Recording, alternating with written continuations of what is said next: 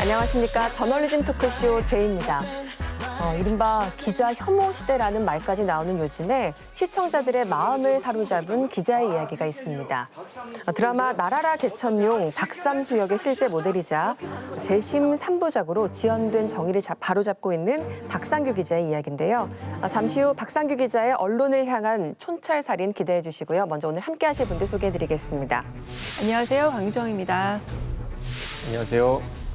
네, 반갑습니다. 최욱입니다. 네, 그리고 늘 묵직한 비평을 해주시는 분들이죠.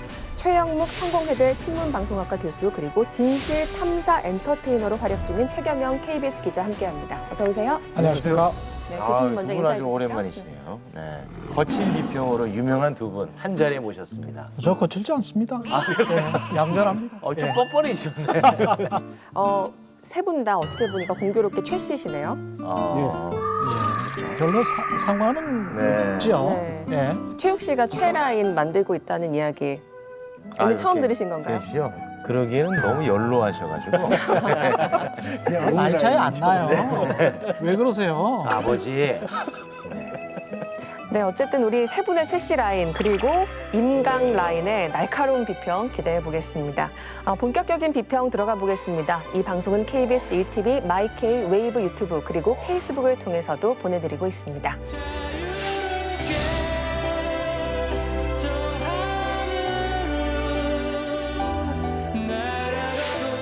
네, 박상규 기자를 만나보기 전에 먼저 뇌물 등의 혐의로 재판을 받은 이명박 전 대통령 관련해서 이야기를 나눠볼까 합니다. 대법원에서 징역 17년형이 확정됐죠. 다스는 누구 것이냐? 자동차 부품업체 다스의 실소유주를 밝히는데 무려 13년이 걸렸습니다. 최경영 기자가 이전 대통령 시절에 탐사보도팀에서 일을 하다가 타부서로 발령이 난 걸로 알고 있는데요. 이번 대법원 판결을 보면서 좀 감회가 남달랐을 것 같습니다.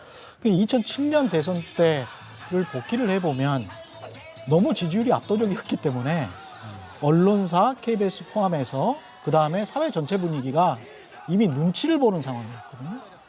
그런데 KBS 일부에서 제가 있었던 이제 탐사보도팀 같은 경우는 이명박 후보가 대선 캠프를 차리고 캠페인을 시작한 날, 그 당일날 기자가 가서 물어보기도 했죠. 탈세를 고의로 한 것이냐. 그 경호원에게 막 밀쳐서 그 기자가 굉장히 부상당할 뻔하고 그랬던 기억이 나는데요. 그럼 실제로 그런 불편한 취재를 했다는 이유로 네. 타부서로 발령 난 거 사실입니까? 그 금요일날 갑자기 탐사보도팀 전체가 해체가 됐어요. 대통령이 되신 다음에 인수위 검증, 그다음에 최시중 방통위원장에 관한 공직자 검증까지 꼼꼼하게 다 했었거든요. 그게 그리고 보도로 다 나갔었고, 보도로 나간 다음에 얼마 안 있고 낙하산 인사 검증을 막 시작하고 그 보도를 하고 있을 때 그때 이제 다 해체됐었죠. 사필 규정 만시지탄 이런 건데요. 결국은 밝혀졌지만 그 세월을 우리가 돌이킬 수 없잖아요. 그 시간 동안 너무 많은 일들이 있었고 그게 그때 밝혀졌었다면 많은 게 달라졌겠죠. 참 착잡한 느낌입니다. 근데 저는 한편으로는 되게 스트레스성 기사가 많거나 아니면 아예 정치적 기사 양분되어 있더라는 겁니다. 경향신문이나 한겨레신문 같은 경우 그동안 얼마나 오랜 기간 어떤 혐의로 수사가 몇 번 이루어졌는지 기사가 있었지만 한편으로는 이게 MB 정권의 언론 장악이라던가 내지는 검찰의 도구화 그리고 언론과의 어떤 관계 형성에 있어서 되게 중요한 문제들이 결부되어 있기 때문에 단순한 스트레스성 기사를 넘어서서 좀 더 좀 이렇게 의견을 보탤 수 있는 어떤 해설성 기사라던가 혹은 맥락을 좀 제공하는 기사들이 부재했던 것은 좀 아쉽습니다.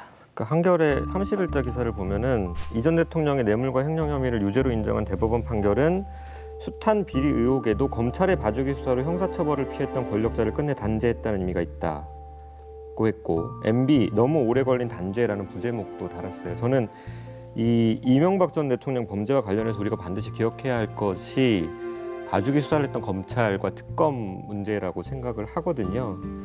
그래서 저는 정말 그 이명박이라는 이름만 나와도 검찰은 고개를 숙여야 된다. 그러니까 굉장히 과도한 봐주기 수사를 했고 그래서 사실 대통령직에 올라서게 했고 대통령직을 유지하게 만들었단 말이죠.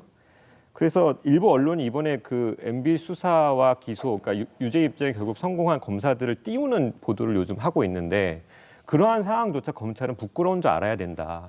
그래서 검찰 문제를 기억해야 하고 우리가 또 그 기억을 계속 할 수 있도록 언론이 당시에 검찰이 어떤 잘못을 저질렀는지도 계속 언급해줬으면 좋겠습니다. 네. 대법원 선고 다음 날이었죠. 10월 30일 조선일보와 동아일보를 보면 쌍둥이 같은 기사 배치가 눈에 띕니다. 각각 모두 1면에서 17년형 확정 소식을 전했습니다. 그리고 MB를 수사했던 검사들이 추미애 장관 취임 후에 좌천됐다 혹은 대법원의 판결이 공정하지 못하다라는 비판을 실었습니다.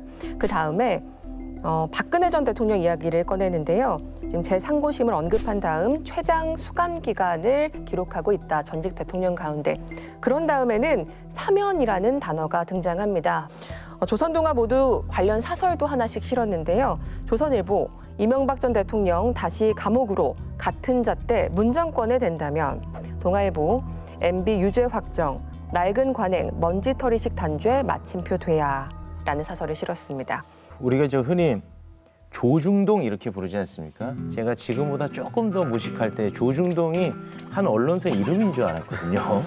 네, 그런데 이거 보니까 진짜 실제 조선과 동아가 마치 한 언론사인 것처럼 지면 구성이 너무 똑같습니다. 네. 그래서 제가 간단하게 5단계로 정리를 해봤습니다.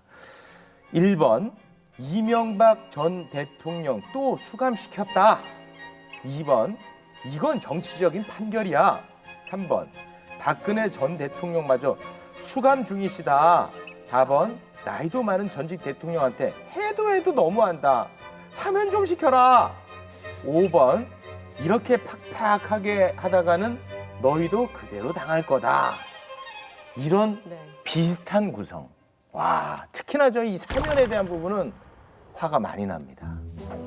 사면 얘기를 들으니까요. 입학을 했는데 조기 졸업시키라는 거예요. 이제 막 입학했는데 그것도 대통령. 입학은 착한 거죠. 아니, 그러니까 거기도 학교라고 본다면 입학인데 아니 그 입학 여부나 조기 졸업 여부를 대통령이 판단합니까? 이게 좀 상식적이지 않다라는 생각이 들고요. 그리고 기본적으로 사법 시스템에 대해서 언론이 판결의 내용에 대해서 뭐 이견이 있을 수도 있고 이런 거지만 마치 대통령이 관여한 것이고 대통령이 마음 먹으면 사면하면 되는 건데 왜 그런 식으로 하냐, 너도 당할 거다. 이건 언론 보도가 아니라 거의 이거는 그냥 협박이에요, 정치적인.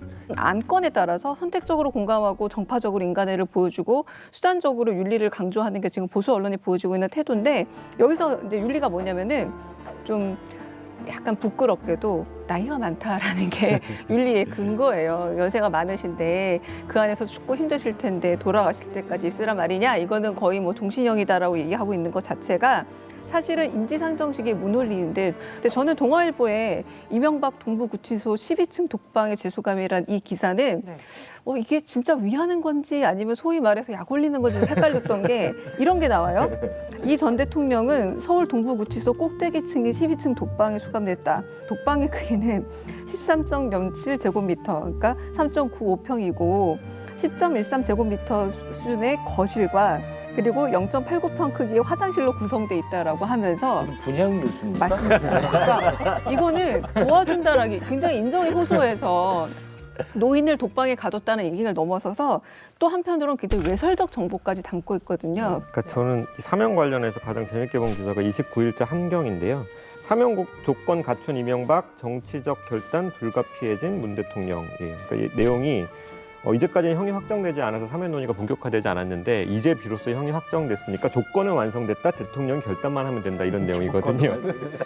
이제 과연 그런가 싶은 거죠. 너무 사면제도의 여러 가지 의미들을 그 학계에서 이야기를 하는데 전직 대통령에 대한 특별 사면은 딱 하나인 것 같아요. 사회통합. 그러니까 사회통합을 이유로 사면을 해야 된다라는 얘기가 사실 많이 있는 건 사실이죠. 저 같은 경우는 그렇게 생각해요. 전두환 씨가 대표적인 경우인데요. 자신의 잘못을 인정하지 않고 용서를 빌지 않는 전직 대통령에 대한 사면은 오히려 사회통합에 저해가 된다라고 저는 생각합니다. 근데 거기에 이제 다른 생각이 있을 수 있죠. 그래서 지금 MB에 대한 사면을 얘기하고자 하는 언론은 그를 지금 뭐 앞으로 뭐 단시일 내에 사면을 하는 것이 우리 사회의 통합에 어떻게 기여하는지를 공을 들여 설명할 줄 알아야 된다는 거죠. 네, 그런데 여기서 한 가지 눈여겨볼 점이 있습니다. 바로 사면론에 불을 지피고 있는 언론사 사주들과 간부들이 MB 정권 시절에 사면을 실제로 받았다는 사실입니다. 2008년 8월 광복절 특사 명단을 보면요. 김병건 전 동아일보 부사장, 방사군 조선일보 사장, 조희준 전 국민일보 사장, 송피로 중앙일보 사장, 그리고 이재홍 전 중앙일보 경영지원실장 등의 이름이 있습니다. 이런 상황이 공교롭다는 비판이 있는데요. 어떻게 생각하시나요? 네, 당시를 기억해 보면 아마 이 언론사 간부들이나 임원들은 이름도 생각이 나지 않을 거예요. 왜냐하면 언론이 이에 관해서 보도는 거의 하지 않았었고요. 당시 가장 큰 문제로 보도를 했었던 것은 김승겸 회장, 정몽구 회장 사면이었거든요. 김승겸 회장은 폭행 때문에 들어가셨던 것이고, 그다음에 정몽구 회장은 아들에게 회사를 넘겨주는 과정에서 배임으로 들어갔던 건데, 이분들이 분류가 경제사범으로 분류가 돼서 사면이 되는 겁니다. 근데 언론사주들이랄지 언론사의 간부들도 일종의 이제 경제사범으로 분류돼서 사면이 되는 거거든요. 경제사범을 너무 가벼운 범죄로 둔갑시켜준 거, 요것도 한번 지적하고 싶습니다. 그 단어 자체가 좀 문제가 있어요. 네. 그냥 탈세범은 탈세범인 거고 횡령범은 횡령범인 건데 경제사범이라고 하면 뭔가 좀 고귀한 일을 하시다가 어쩔 수 없이 경제를 위해서 어쩔 수 없이 어떻게 들어간 것 같이 그렇게 보인단 말이죠.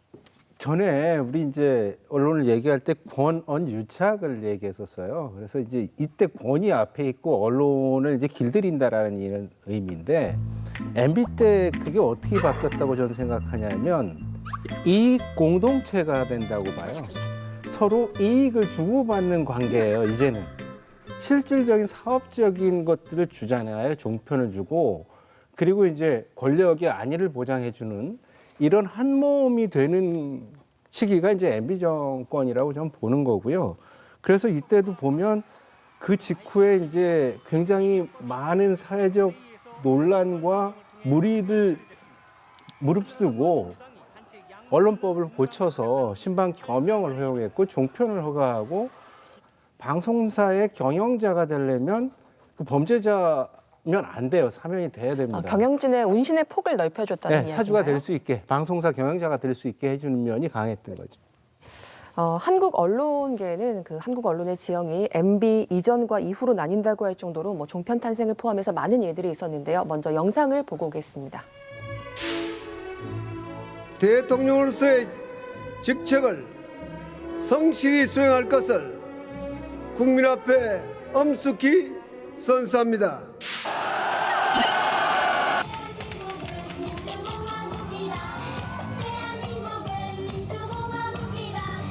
공기업 노조를 비롯해 시민단체 등도 집회에 합류하기 시작했다. 공기업과 공영방송 개혁 논의가 가시화되면서 위기감을 느낀 임직원들에게 쇠고기 수입 허용 조치는 정부에 저항하는 일종의 기폭제 역할을 한 셈이었다. 당시 공영방송은 전임 정부가 임명한 경영진과 노조가 좌우하고 있었다. 김인규 KBS 신임 사장이 김재철 청주 MBC 사장을 방송 특보를 지낸 구본홍 씨를 사장으로 선임했습니다. 14일 노조의 11분 만에 의결. 전국을 뜨겁게 달구었던 미디어 관련법이 국회를 통과했습니다.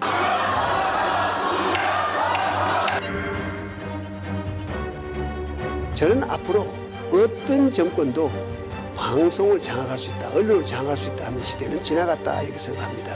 정권이 바뀌었다고 해가지고 바뀐 정권에 뭐 유리하게 보도해달라는 걸 원치도 않고 그걸 되지도 않을 겁니다.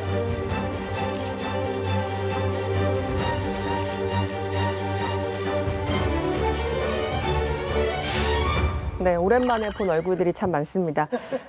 언론을 장악할 수 있는 시대는 지나갔다. 이 발언을 들으셨을 텐데 관제 방송이라고 비판받았던 줄의 연설에서 이런 이야기했습니다. 좀 이런 상황이 모순적이라는 생각이 드는데요. 종편을 마련한 것도 그렇고 MB가 상당히 방송 매체를 좋아하기도 했고 또 한편으로 방송 매체가 가지고 있는 대중적 영향력을 알긴 알았던 듯합니다. 이 줄의 연설도 그 중에 하나라고 보여지는데 더 이상 이제 정권에 유리하게 보도하는 것은 끝났다라는 이 말이 장악이 끝났다라는 말처럼 들려요. 이제 다 끝났다. 2008년 이명박 정부가 취임하고 2009년에 봄에 노무현 전 대통령의 죽음이 있습니다. 관련해서 KBS가 가장 욕을 많이 먹었는데 그때 현장의 기자에게 침을 뱉었어요. 대중이, 시위대가. 그래서 굉장히 기자들이 충격을 받았고 그래서 보도국 총회를 소집을 했습니다. 우리가 지금 잘못 가고 있다. 이게 지금 시청자들이 우리에게 분노하고 있다. 근데 정확히 한 10명 정도의 간부 또는 기자들이 나와서 우리는 중립을 지켜야 한다. 이게 중립이다라고 주장을 합니다. 근데 그때 중립을 지켜야 한다라고 주장했던 어떤 앵커는 다음 정부 때 대변인이 돼요. 최경영 기자 말씀 들어보니까 언론전을 그날 함께하고 있는 것 같습니다. 이명박 정권이 어떻게 언론의 공정성을 흔들었는지 저희가 이렇게 이야기를 깊게 하는 이유는 과거를 딛고서 앞으로 더 나아가기 위해서입니다. 그래서 과거를 짚어보려고 하는데요. 2008년 8월 13일 언론에 참 중요한 날일 것 같습니다. 주요 일간지의 지면을 보시면요.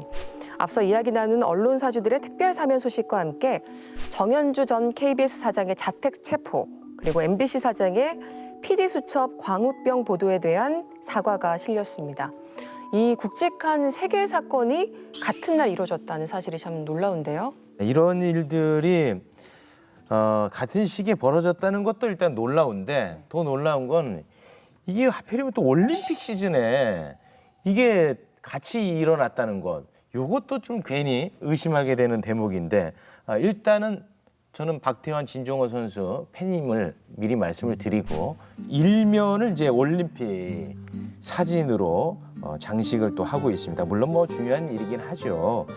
그런데 여기 보면은 사면 소식은 또 되게 이 와중에 작게 넣어놓고 MBC의 사과는 이 와중에 또 크게 싣고 있는 모습을 우리가 볼 수가 있거든요. 굉장히 그 디테일이 살아있는데 도대체 왜 이렇게까지 언론을 장악하고 또 언론은 여기에 또 동조를 했을까 궁금해지기도 하네요. 사실 이명박 정부의 언론에 대한 그 접수 전략이라는 것은 대단히 친밀했어요. 그 전에 이제 언론 지형이라는 게 보수 조중동을 비롯한 보수 신문을 제외해놓고 공론장으로서의 성격이 강화된 방송사와 아고라와 같은 그 민주시민의 토론회장이 됐던 인터넷, 이게 굉장히 압도적인 영향력을 가지고 있었어요, 그 당시에. 그래서 공영방송을 무력화하는 것과 아고라에 난입해서 미네르바를 구속하는 것, 이런 것들이 순차적으로 전부 다 진행이 됩니다. 정현주 사장 건은 전형적으로 공영방송을 접수해야 되는데 접수할 방법이 없으니까 사장을 터한 거거든요. 그때 동원한 국가기구가 우리가 아는 모든 게 다 동원됐다고 보면 돼요.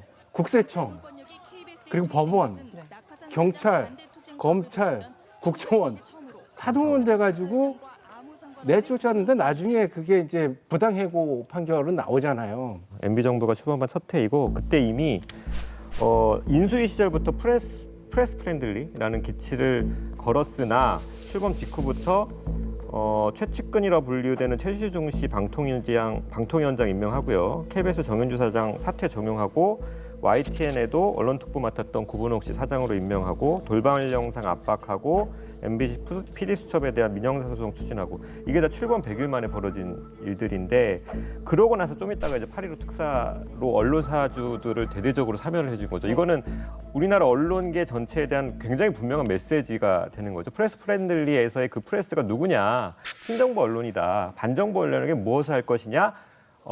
엄격하게 채찍을 가할 것이다. 이런 메시지로 크게 전달됐다라는 생각이 들어요. 네, 바로 그 여론을 위축했던 주범들 저희가 좀 이야기해 보려고 합니다. 참여정부 당시에 세계 30위대였던 국경 없는 기자회의 언론 자유 지수는 MB 집권 후에 69위까지 떨어졌습니다. 바로 그 주범 중 하나로 검찰이 지목이 되는데요. MBC의 PD수첩 광우병 논란과 관련해서 이 보도가 정부 관료의 명예를 훼손했다는 혐의로 검찰이 제작진을 체포하고 또 기소하는 일까지 있었습니다. 대법원에서 무죄가 난 사안이었죠. 말 그대로 검찰이 이렇게 수단화되지 않았더라면 이렇게까지 급격하게 언론 장악이 급속하게 이루어지진 않았을 겁니다. 이때 PD수첩 제작진 체포되고 기소되고 야 이거는 버텨봤자 결국은 범죄자가 되는 상황이 되는구나. 언론의 자유를 주장했다가는 범죄자와 연결되는 이 공포 정치 속에서 말하자면 이 공포를 노렸던 거고 공포가 통했던 거죠. 그래서 지금도 우리가 검찰 개혁을 얘기할 때 권력으로부터 독립을 얘기하지만 일종의 반면 교사한 거죠. 작년 1월에 발표된 검찰 과거 사회 조사 결과를 보면 당시 검찰 권력이 PD수첩 제작진에게 어떤 짓을 저질렀는지 정말 가관인데 기소 여부와 무관하게 강제 수사를 하라는 지시도 있었고 무죄가 나와도 문제는 없으니 일단 기소를 해라는 지시도 있었다 그러죠. 그 안에서 강제 수사 및 기소 지시를 거부한 임수빈 당시 부장검사가 있었죠. 그에 대한 암행 감찰까지 있었다고 해요. 결국 다행히 당연하게도 법원에서는 1, 2, 3심 모두 무죄 판결이 나왔죠. 근데 여기에 대해서 조선일보가 어떤 식의 기사를 썼냐면 처음 무죄 판결이 나왔던 2010년 1월에 이 판결 내용을 엄청 구체적으로 비판을 하기 시작을 합니다. 전국을 혼돈에 빠뜨렸는데 허위 사실이 아니라니 그럼 지금 우리는 광우병에 걸렸어야 할 것 아니냐. 이런 어떤 그 법원 간부 출신 변호사의 말을 싣는가 하면 심지어 대법원조차 놀라움을 감추지 않고 있다라는 말이 나와서 대법원이 무슨 입장을 냈나 해서 봤더니 대법원 핵심 관계자는 충격적이다라고 말했다. 대법원 핵심 관계자가 누군지도 모르겠어요. 이명박 정부 입장에서는 굉장히 현명했다, 영리했다 이렇게 판단할 수도 있을 것 같습니다. 왜냐하면 단기간에 전국을 장악할 수 있었고요. 기억에 대한 왜곡이 있습니다. 정윤주 사장이 뭐가 있었기 때문에 검찰이 그랬겠지. 또는 광우병과 관련해서 PD수첩이 좀 오바를 했던 것도 사실인 게 아닌가. 이렇게 기억하고 있는 국민들이 많거든요. 지금 정윤주 사장 체포에 대해서 기억을 많이 하지만 무혐의로 다 결론 난 것은 오히려 모르는 분들이 여전히 많으세요. 이 사람을 실제 유죄처럼 만들어 보이는 역할을 이때도 탄탄하게 해낸 겁니다. 이 사람은 유죄로 결정난 것처럼 한 게 사실 지금 언론개혁, 검찰개혁을 묶어서 얘기하는 기원이 되고 있는 게 아닌가 싶기도 합니다. 네, 여론을 위축시킨 주범이 또 있습니다. 바로 국정원인데요. 댓글 부대 얘기는 워낙 많이들 했던 거고 좀 개인적으로 이게 굉장히 좀 놀라웠는데 방통위의 언론대책회의에 국정원 제2차장이 참석을 했다고 합니다. 심지어 이제 표현의 자유 침해 상황을 조사하기 위해서 한국에 온 UN 특별 보고관을 미행했다라는 의혹이 제기되기까지 했습니다. 네, 관련해서 국정원이 작성한 수십 건의 언론 관련 문건 가운데는 공영방송과 관련된 것들도 많습니다. KBS 조직 개편 이후 인적 쇄신 추진 방안이라는 문건을 보면요.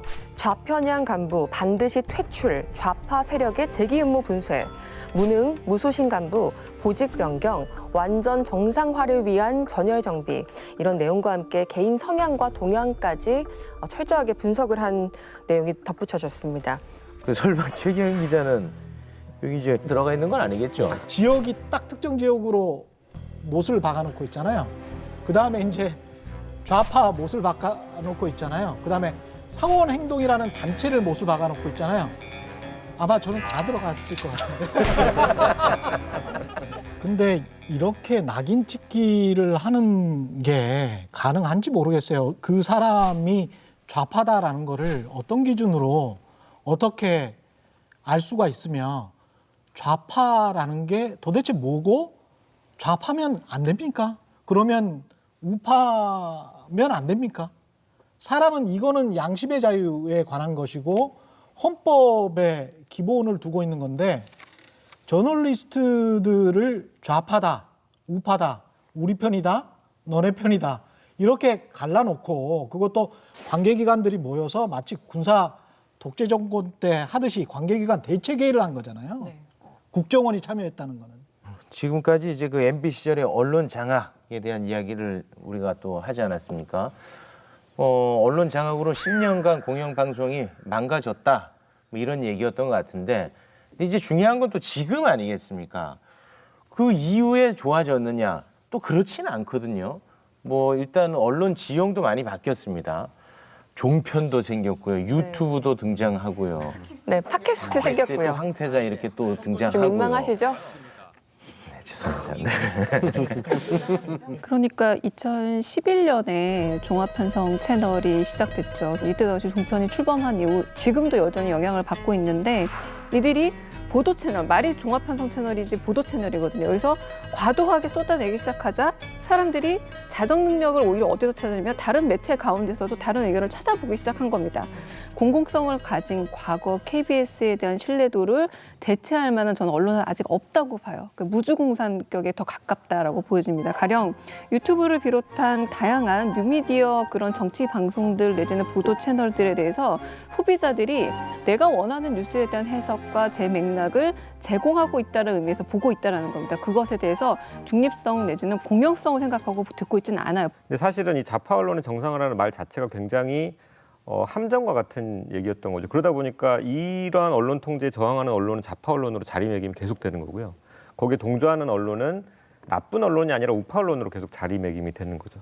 그러한 지향화에서 계속 자신들의 싸움 혹은 자신들의 장사를 하다 보니까 어쩌면 이명박 정부가 의도적으로 주입한 그 프레임이 계속 고착화됐다. 지금은 그래서 누군가는 사실은 거짓말을 하고 있는 언론이고 누군가는 가짜뉴스를 퍼뜨리고 있는 언론인데 우파 언론. 이런 식으로 예쁘게 포장이 되고 있는 게 아닐까라는 생각도 들어요. 그러니까 종편이 들어오면서 가장 큰 변화는 합법적으로 정파 상업주의를 한 거예요.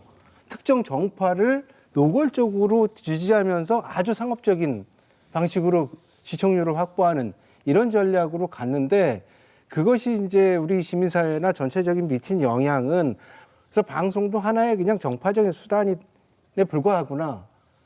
이런 것들이 그래서 내가 지지하는 데를 적극적으로 지지하면서 이념적으로 양극화하는 데 결정적인 기여를 한 부분이 있고요.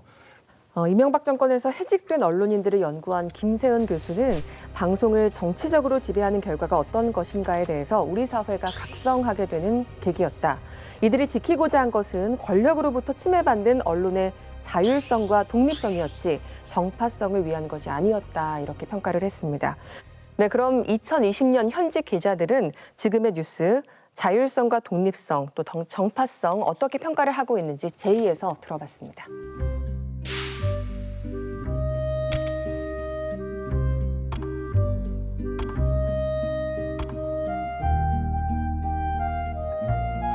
조국 사태 때는 우리가 어쨌든 계속 검찰 개혁을 해야 된다 이런 논조가 있었잖아요. 그렇지만 그때 위에서 이런 기사를 써라는 그건 전혀 없었어요. 단 내부적으로도 조국이 맞냐 안 맞냐. 사실 그거는 어쨌든 가치 판단이 문제일 수도 있잖아요. 보도국을 그 당시에 이제 채우고 있던 사람들이 조국 사태는 좀 지켜볼 필요가 있다 이런 의견도 많았었거든요. 결과론적으로는 자기 반성이 있었고 국장도 좀 그건 실수한 면이 있다 이렇게 인정을 했었고, 외부의 압력 이런 거는 아예 없었다.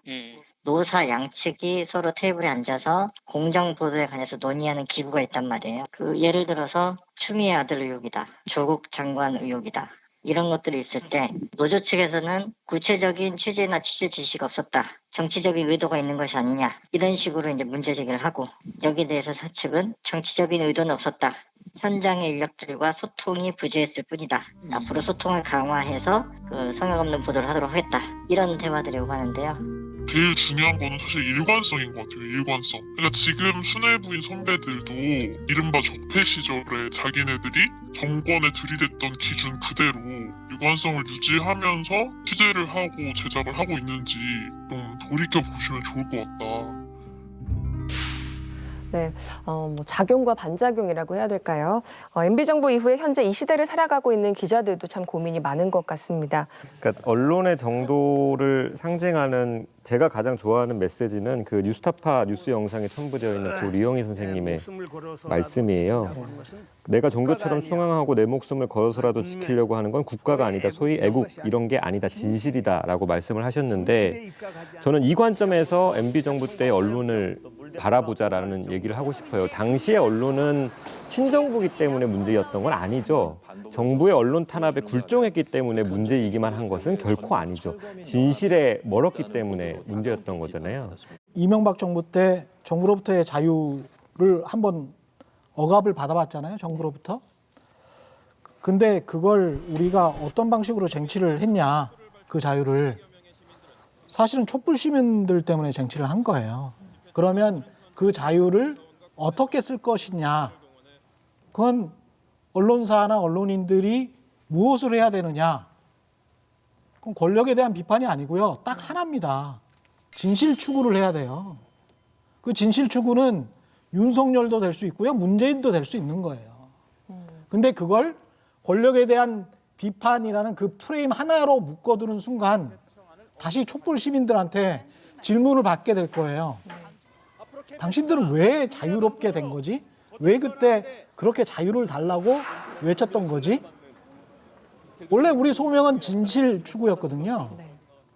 근데 그걸 권력에 대한 비판으로 좁혀놓으려고 하는 또 세력이 있는 거예요. 그것으로부터도 자유로워져야 된다. 네, 그래서 본인의 활동명을 진실 탐사 엔터테이너 이렇게 소개하시는 건가요? 그렇죠. 어떤 취재를 통해서 어떤 주장을 해야 되겠다. 그러면 이 귀납법적 팩트가 충분히 모아졌으면 주장을 할 수도 있는 거죠. 그런 측면에서 봤을 때는 본인이 취재해서 본인이 보도하는 것에 관해서 자율성을 가져야 되고 거기에 응당 책임도 져야 됩니다. 내가 완벽하게 취재를 하고 내가 완벽하게 공급자로서 보도를 했으면 어떤 그 아주 심한 리액션이나 반응이나 이런 게 안 나오거든요. 뭔가 문제가 있었기 때문에 절차적으로 그다음에 불투명하게 어떤 취재 과정에서 문제가 있었기 때문에 뭐가 나오는 겁니다. 그것까지도 대중들이 정파성에 휘말려서 당신들을 공격한다라고 생각하면 그거는 특권의식이에요. 그 공영방송 같은 경우에는 이제 정권이 바뀔 때마다 뭐 저는 잘 모르겠습니다만 내용을 항상 또 겪지 않겠습니까? 그러다 보니까는 지금 이제 고인이 되신 이용마 기자의 말씀이 좀 생각납니다. 우리 제이와도 지난 2월에 인터뷰를 했었는데 그때 이용마 기자가 그 지배 구조를 바꿀 제도 마련이 시급하다 뭐 이런 얘기를 했고 문재인 대통령을 만났다는 얘기도 제가 들었던 것 같은데 그 이후에 이게 어떻게 진척되고 있는지 문득 좀 궁금해지네요. 언론학 교과서에 그런 얘기가 나와요. 모든 사람들은 언론이 나에게 불리하게 보도한다고 생각한다는 거죠. 자기는 훨씬 다른 얘기를 했는데 언론은 운명적인 거예요. 부분적인 걸 갖다 보도할 수밖에 없으니까. 그러니까 모든 정치인들은 자기가 집권당이 아니면 집권당은 집권당대로 불리하다고 생각하고 야당은 야당대로 불리하다고 생각해요. 그러니까 서로 다 불만이 많을 수밖에 없는데 핵심은 지금은 이 사회를 여야에서 추천하는 구조예요. KBS의 경우에. 그것을 여야당이 하는 한 무조건 정파적일 수밖에 없으니까 국민추천위원회를 만들어서 이 사회를 구성하고 또 거기서 사장 후보를 추천할 때 그것도 국민위원회에서 검증하자 이런 법안을 제출해 놨는데요. 저는 이 논의가 지금 시급하게 필요하다고 보는데 지금 정부는 언론에 개입하면 굉장히 비판과 공격을 받을 가능성이 많아서 언론은 그냥 언론의 논리를 굴러가게 둬야 되는 거 아니냐 이런 생각이 있는 것 같아요. 근데 그거의 문제는 굉장히 왜곡시켜 놓은 걸 바로잡는 노력도 안 하는 부분이 있는 거예요. 그래서 이제 대통령이 약속을 했음에도 불구하고 아직 공식적인 움직임이 안 보여요. KBS도 좀 열심히 노력을 해야 될 거예요. 자율성을 남이 확보해 주지는 않는 것 같아요. 싸워서 얻어야지. 그런 면에서 적절하게 법안이 개정안이 나왔다고 봅니다. 저를 바라보시면서 잘 싸우라고 하시는 말씀 같네요. 제가 어쩌다 보니까 KBS에서 제2 그리고 더 라이브 방송을 하고 있는데 저한테 그 누구도 이런 식의 발언을 해라, 저런 식의 발언을 하지 마라 라고 하는 사람은 한 명도 없습니다. 근데 오늘 이제 이야기를 나눠보니까 이 자리가 참 어렵게 얻어진 자리구나 그런 생각을 좀 많이 하게 되는 계기가 됐던 것 같고요. 그런 만큼 오래 해먹겠습니다. 시민들이 참 많은 이야기 하세요. 우리도 자랑스러운 공영방송 하나쯤 있었다고 말입니다. 사랑받는 국영방송 아닌 공영방송 KBS로 거듭날 수 있도록 오늘 이 논의의 시간이 쓰였으면 하는 바람입니다. 최경영 기자는 여기서 인사드리겠습니다. 고맙습니다.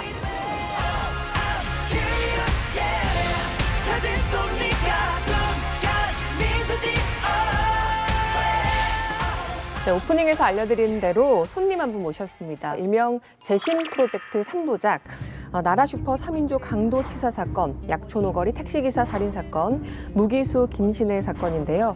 이 사건들이 길게는 18년 만에 진실이 밝혀질 수 있었던 배경에는 끈질긴 취재를 해왔던 기자의 노력이 있었습니다. 박상규 기자 어서 오세요.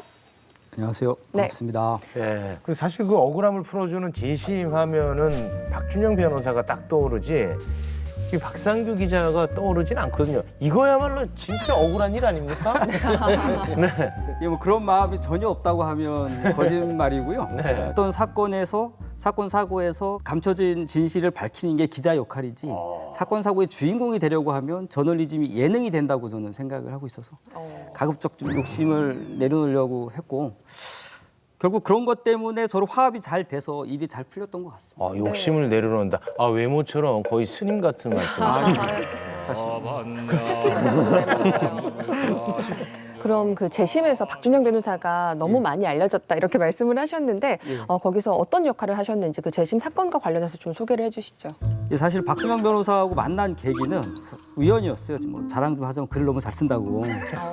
내가 좋은 사건 갖고 있으니까 내가 법정에서 싸울 테니까 너는 나를 주인공으로 해서 여론전을 해달라.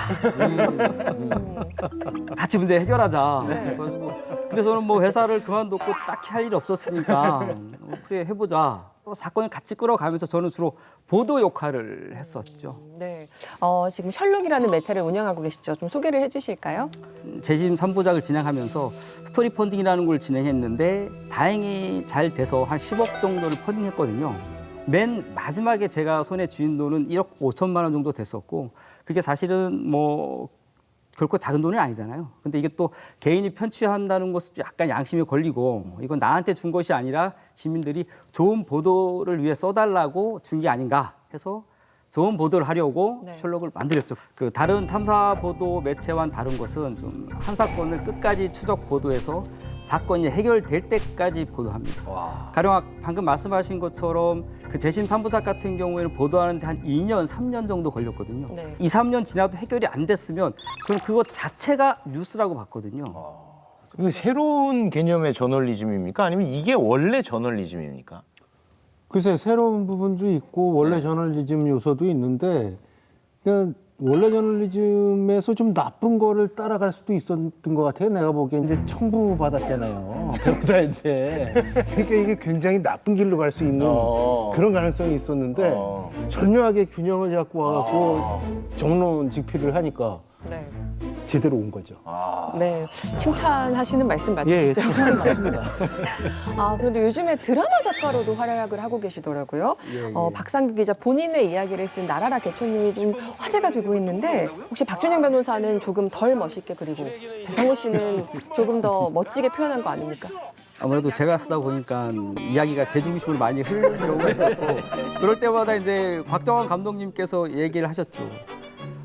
당신은 세컨드 주인공이고 첫 번째 주인공은 변호사야. 제 이야기가 많이 나오긴 합니다. 저희 어머니가 드라마 보고 연락이 왔어요. 하시는 말씀이 어쩜 그렇게 너랑 더러운 건 똑같냐. 너하고 너무 똑같다. 뭐 같이 살았냐 그런 질문을 하더라고요 어머니가. 이제 좀 언론 얘기로 본격적으로 넘어가서 사실 요즘 기자에게 뭐 기레기 같은 좀 좋지 않은 별명들도 따라다니고 있잖아요. 이 부분은 어떻게 생각하세요? 저희 언론인들이 그동안 뿌려놓은 업보라고 저는 생각을 해요. 요즘 어디 가가지고 어르신들한테 기자라고 하면 욕부터 나옵니다. 니네 그렇게 살지 마! 부끄러운 줄 알아야지! 그런 말씀들을 하세요. 현실 세계에서는 그렇게 기자가 좀 외면받는데 이 드라마 속 기자는 지금 또 많은 사랑을 받고 있다는 얘기를 들었는데 어떤 그게 판타지일까요? 기대감? 드라마에 자주 등장하는 직업군이 보면 이제 법률가나 의사들이 많잖아요. 그리고 이제 기자도 등장하는 이유는 결국 그 직업군에 대해서 독자들, 시청자들이 바라는 이제 상이 계속 있는 거죠. 관심도 없고 기대도 없으면 욕도 안 하는 거잖아요. 기자들에 대한 그 욕이 계속 생기는 거는 또 그만큼 기대가 또 계속 생기기 때문 아닐까 싶습니다. 네. 박상규 기자는 오늘 처음 들었어도 위디스크의 양진호 회장 보도는 다들 많이들 들어보셨을 겁니다. 셜록을 통해서 충격적인 갑질뿐만 아니라 불법 성범죄 영상을 유통하는 웹하드 카르텔까지 밝혀냈는데요. 이건 어떤 경로로 알게 되신 건가요? 일단은 동료 기자한테 처음으로 이 사실을 접했고 그 동료 기자는 이 위디스크에서 일했던 직원하고 좀 친분이 있었습니다. 저는 그 얘기를 들었을 때 보도하고 싶다고 얘기를 했었거든요. 그래서 보도하자.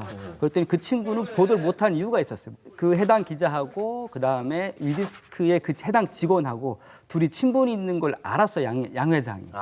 그렇기 때문에 제가 제 동료 기자가 그걸 보도하면 양 회장이 아는 거죠. 아, 내부 고발자가 누구구나. 그러다가 2018년도 11월 달에 첫 보도하게 됐죠. 엄청 그 거친 사람이던데 취재 과정이 쉽지 않았을 것 같다는 생각이 드네요.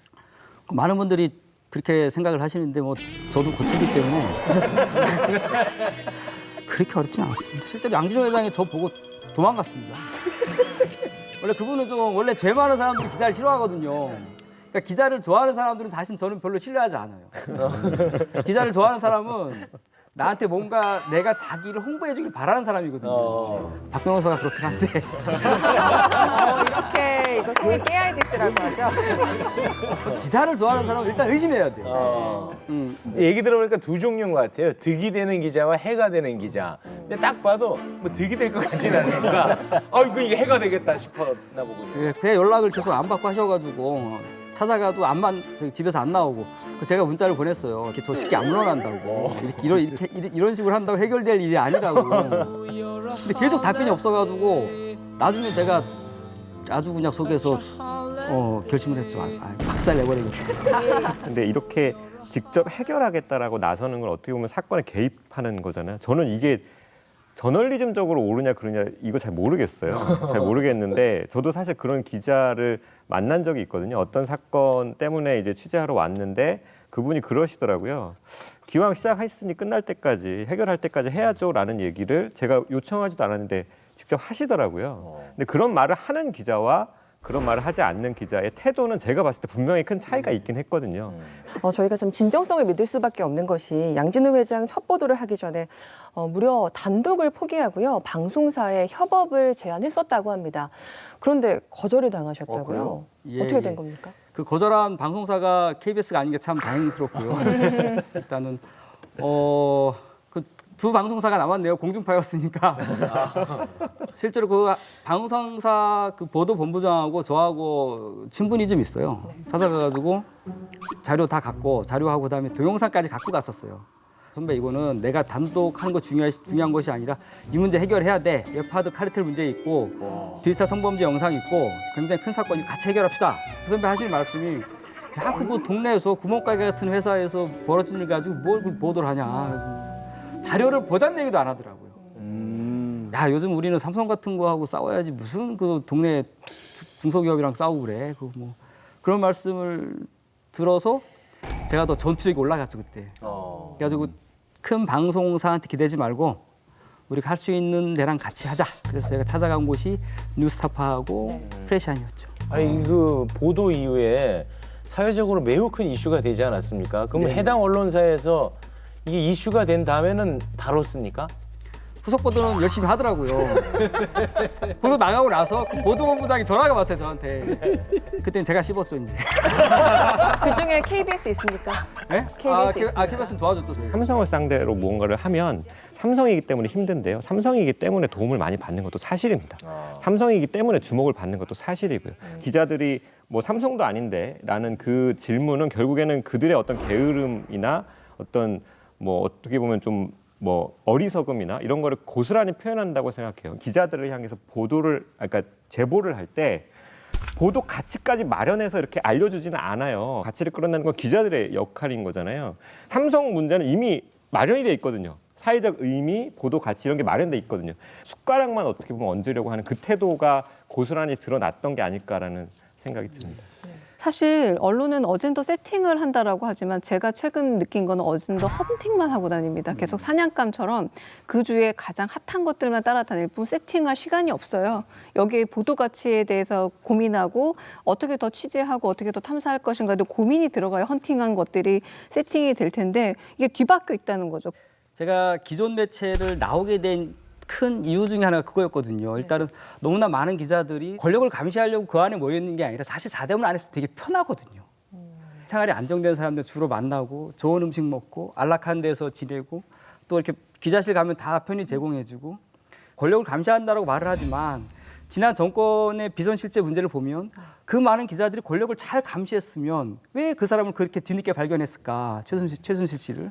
제가 기존 매체에 일했을 때 저희 국장님 거기 지금 현재 제주 올레 만드신 서명수 국장한테 들은 이야기가 기자가 편안하면 세상이 불행해. 기자가 불편해야 세상 행복해. 네. 저는 그 말이 맞다고 생각을 해요. 제2에서 박상규 기자의 과거를 좀 파헤쳐 봤는데요. 반전 이력이 정말 많습니다.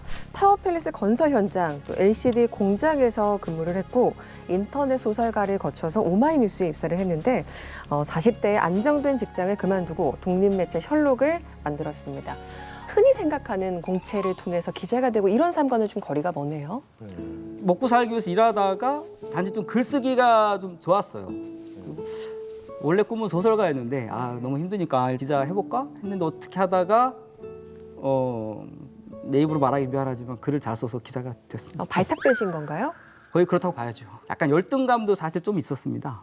근데 시간이 지나고 나서 생각을 해보니까 제가 정식 기자 준비를 했던 사람이 아니었기 때문에 오히려 지금의 셜록이 있고 지금의 내가 있지 않나 싶은 생각을 하고 있어요. 저는 그 코스 코스를 밟지 않았다는 얘기가 굉장히 중요한 것 같아요. 코스라는 게 기본적으로는 순치 과정이거든요. 거기 제도권에 안착시키는 과정이고 그런 면에서 진입을 안 함으로 해서 야성 그 자체를 그대로 보고 저널리즘은 진실을 밝히는 것이다. 그걸 그냥 단순하게 하는 게 가장 순수한 저널리즘일 수 있고 그걸 좀 일정하게 근접하신 거 아닌가. 저도 사실은 한 기존 매체에서 10년 일하면서 크게 느꼈던 게 바로 말씀하신 고정관념이라는 거였거든요. 세상에는 100가지 사건, 1000가지 사건이 벌어지는데 기자들이 글 쓰는 방식은 하나예요. 포맷이 정해져 있습니다. 그럼 그 포맷이 어디서 왔는가? 그걸 또 가만히 생각해 보면 해당 사건을 가장 잘 보도하는 방식이 아니라 기자들이 가장 일하기 편한 방식이에요. 그 편한 방식을 고수하다 보니까 재미없게 보도가 되고. 그래서 그런지 다른 기자들을 향해서 쓴소리도 거침이 없는데요. 2009년에 노무현 전 대통령의 피의 사실을 언론들에서 보도했을 때 고개 숙이지 않는 언론, 솔직히 낯간지럽다라는 기사를 썼습니다. 언론은 검찰의 말을 매우 자주 그대로 받아 쓴다. 그것이 진짜 팩트인지 아닌지는 거의 따지지 않는다. 국민의 알 권리는 대개 언론인이 누군가에게 편의를 제공받기 위해서 쓰는 수사로만 머물 때가 많다라고 비판을 했습니다. 저희가 앞선 주제에서도 정파성 그리고 양극화 이 부분을 다뤘거든요. 박상규 기자는 왜 우리 언론이 안 바뀐다고 생각하세요? 모든 개혁은 사실 어렵죠. 하던 방식대로 하면 몸이 편하거든요. 몸이 편하고 그리고 뭔가를 바꾸려고 하면은 자기가 피해를 본다라는 관념이 있는 것 같고 비판도 많이 받지만 여전히 사회적으로 보면 존경받거나 약간 우대받는 직업에 속하거든요. 어디 가면 대접받고 우대받다 보니까 거기에서 벗어나기가 쉽지가 않죠. 그러다 보니까 또 모난 돌이 정 맞는다고 튀는 것을 싫어하고 항상 평균적인 것만 하려고 하죠. 받아쓰기 하는 것은 검찰이 그렇게 말했기 때문이고 우리는 어쩔 수 없는 일이라고 항상 핑계를 대는데 편하게 생활하려는 욕구와 그런 사람들이 너무나 많기 때문에 변하는 것은 어렵지 않을까 그렇게 생각하고 있습니다. 조금 비관적으로 보셨네요. 좀 불편해져야 되는데. 네, 미안한데요 동료 언론인들한테. 저는 이제 사실 항상 방송할 때 사람들이 관심 있는 거를 해야 된다 이런 생각을 갖고 있었고 우리 임장훈 변호사는 저와 이제 정반대로 사람들의 관심 여부와는 상관없이 의미 있는 걸 다뤄야 된다. 그래서 제가 엄청 꾸중을 많이 했습니다. 그런데 이 생각이 틀릴 수도 있겠구나 하는 것을 우리 박상규 기자를 통해서 지금 배우고 있습니다. 임재원 변호사 좀 서운하시겠는데요? 많이 서운합니다. 나름 열심히 얘기했는데. 저는 그게 최근에 들었던 말 중에서 가장 충격적인 말이었어요. 한 기자가 그런 말을 하더라고요. 아무리 좋은 기사를 써도 독자들이 보질 않는다. 그렇죠. 저는 그거는 사실이 아니거든요. 독자가 안 보는 이유는 좋은 기사가 아니기 때문에 안 보는 거예요. 어떻게 영화 만드는 사람이 관객 탓을 합니까? 기자가 독자 탓을 하면 안 되죠. 셜록 같은 경우에는 포털에도 입점을 안 했고 저희 회사가 대단한 많은 구성원이 있는 것도 아니고 오직 기사만 써가지고 광고도 없이 4년을 버텼고 월급 한 번 밀린 적이 없습니다. 그리고 흔히 말하는 진보 매체들보다 저희가 월급을 많이 주고 저희는 오직 기사로만 여기까지 왔었거든요. 좋은 기사를 쓰면 우리가 어디 가가지고 기레기 짓을 안 해도 독자들 우리를 먹여 살릴 수 있을 것이라는 그런 마음과 신념을 가지고 일을 했으면 좋겠다라는 좀 제안을 하고 싶습니다. 조금 다른 어떤 수익 구조를 제안하고 만들어내고 유지하는 그런 식의 언론사는 무조건 잘 됐으면 좋겠다라는 마음이 있어요. 셜록이 사실 그렇잖아요. 후원제를 통해서 지금 유지가 되고 있잖아요. 심지어 이런 얘기를 기자들한테 해요. 콘텐츠만 신경 쓰라. 돈 벌어오는 소리 안 하겠다. 돈은 내가 번다. 클릭수만 노리는 기사 쓰지 마라. 훗날 쪽팔려진다. 괜한 보고하지 마라. 우린 국정원이 아니다. 그러니까 사실은 언론사 내에서 회자됐으면 좋겠다는 메시지가 실제로 셜록 안에서는 나오고 있단 말이죠. 그 박준영 변호사가 이런 말을 했습니다. 셜록이 혹시나 떨어지는 별똥별이 되더라도 일단 밝게 빛나야 한다는 점은 분명히 맞는 것 같다. 저의 생각이 딱 그래요. 좋은 기사를 내는 그 매체가 있다. 그리고 꽤 괜찮게 유지된다라는 경험을 우리 사회가 좀 했으면 좋겠다라는 마음으로 저도 왓슨을 하고 있거든요. 왓슨은 후원 회죠? 후원 회원을 말합니다. 그 마음입니다. 별똥별 비유는 다시는 하지 말라고 혼내주세요. 항상 그 비유를 드십니까? 비유는 이쪽에 더 많이 드십니다. 왜 떨어질 걸 얘기해요? 우리 마지막 멘트가 언론의 관행을 여러분이 바꿀 수 있습니다 해서 언론계가 끝까지 함께 하겠습니다로 바꿨거든요. 근데 저는 관행이 정말 고치기 어려운 거구나라는 걸 사실 절감합니다. 결국은 기자는 자기의 기사로 존재의 가치를 증명할 수밖에 없다. 이게 원칙이 돼야 되지 않을까 싶습니다. 내가 이러려고 기자했나? 자괴감에 빠져 있는 기자들이 대단히 많잖아요. 반면에 또 아닌 사람들이 있는 거예요. 박 기자님 같이 내가 이러려고 기자한다. 이게 자기 효능감이 있고 그걸 통해서 많은 자기 성취와 세상을 바꾸는 데 기여한다라는 생각이 사실은 굉장히 큰 동력이 되는 것 같고요. 박상규 기자, 이제 앞으로 셜록은 또 어떤 부분에 더 취재를 강화하실 생각인가요? 기자 개개인들의 역량을 좀 더 높여줄 생각이고요. 좋은 콘텐츠만 생산해서 성장할 수 있고 저널리즘의 원칙을 지키면서 그리고 저널리즘 그 이상의 역할을 하면서도 충분히 살아남을 수 있다는 것을 좀 보여주고 싶은 욕심이 있습니다. 네, 앞으로도 야성 잃지 마시고 우리 사회 변방에서 탐정으로 맹활약해 주시기를 기대하겠습니다. 박상규 기자 그리고 최영묵 교수님 잘 들었습니다. 네, 저널리즘 토크쇼 제2 오늘 준비한 소식 여기까지입니다. 이 방송은 KBS ETV, 마이케이, 유튜브, 웨이브 그리고 페이스북을 통해서도 함께하실 수 있습니다. 언론개혁 끝까지 함께하겠습니다. 저희는 다음 주 일요일 밤 9시 40분에 다시 찾아뵙겠습니다. 고맙습니다.